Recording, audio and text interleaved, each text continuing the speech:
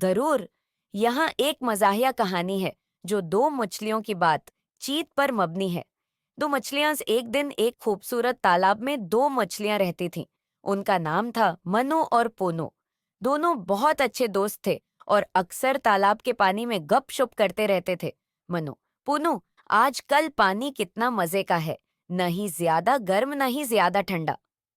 पुनु, हाँ मनु, और तुम्हें पता है, मैंने सुना है कि किसी जगह मछलियों को चम्मच से खाया जाता है। मनु, क्या? चम्मच से? तो फिर क्या, हम पानी में रहकर उनसे महफूज रह सकते हैं। पुनवर, बिल्कुल, और अगर वो चम्मच लेकर आए तो हम उन्हें बताएंगे कि हम मछलियां हैं, हमें चम्मच की जरूरत नहीं।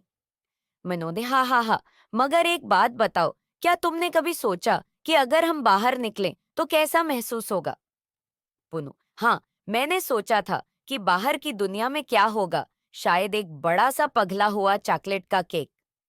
मनो, और उसके साथ बड़ा सा पैना, वो तो ख्वाब ही है। पुनु, हाँ, और अगर हम चॉकलेट का केक खाएंगे तो हमारी मछलियों की दुनिया भी चॉकलेट की खुशबू से भर जाएगी। मनो, मगर एक बात तो है पुनो, हम पानी के बगैर क्या करेंगे? पुनो, हमें पानी की कमी का हल खुद ही निकालना पड़ेगा, वरना चॉकलेट का केक हमें पसंद नहीं आएगा।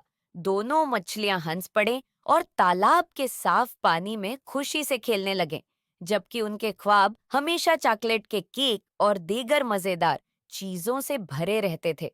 ये कहानी बताती है कि जिंदगी में मजा और दोस्तों के साथ खुशगवार लम्हे गुजारना कितना अहम है, चाहे हम मछली ही क्यों ना हो।